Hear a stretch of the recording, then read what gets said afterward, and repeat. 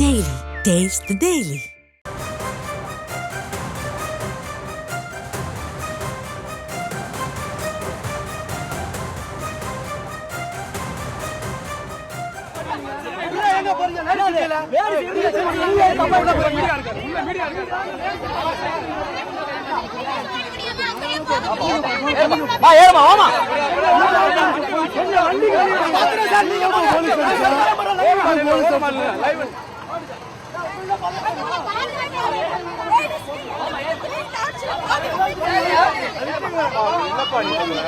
நாங்க பண்ற கட்டணம் பண்ணுகிறோம்.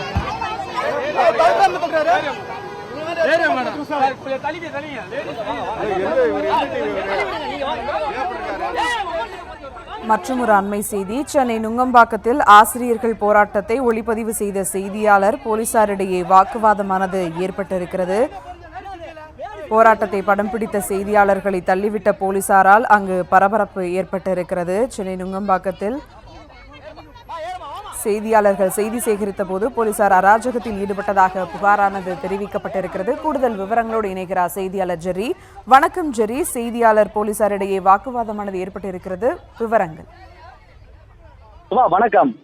2021ஆம் ஆண்டு திமுகவின் தேர்தல் வாக்குறுதி எண் 181 படி ஆட்சிக்கு வந்தால் பகுதி நேர ஆசிரியர்களுக்கு பணி நிரந்தரம் என கூறி உறுதியளித்திருந்தனர்.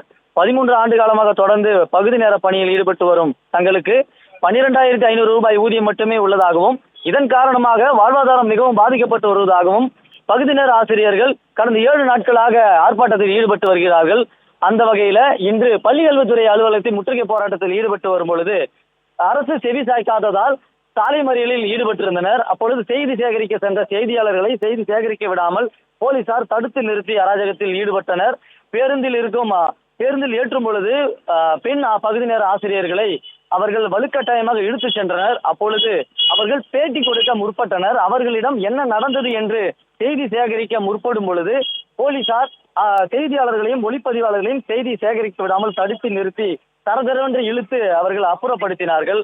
அதை கேட்க சென்ற செய்தியாளர்களும் கூட முறையாக பதிலளிக்காமல் ஒளிப்பதிவு செய்ய விடாமலும் அவர்களிடம் அந்த போராட்டத்திற்கான காரணத்தை கேட்க விடாமலும் போலீசார் ஏன் தரதரென்று இழுத்து சென்றார்கள், உங்களுக்கான அனுமதி நேரத்தை காட்டிலும் எந்தெந்த இடத்துல அனுமதிக்கவில்லையோ அவர்களான அந்த பிரச்சனைகளை அவர்களிடம் கேட்க விடாமல் செய்தியாளர்களையும் ஒளிப்பதிவாளர்களையும் தாக்கி தற்பொழுது அவர்கள் அராஜகத்தில் ஈடுபட்டிருக்கிறார்கள்.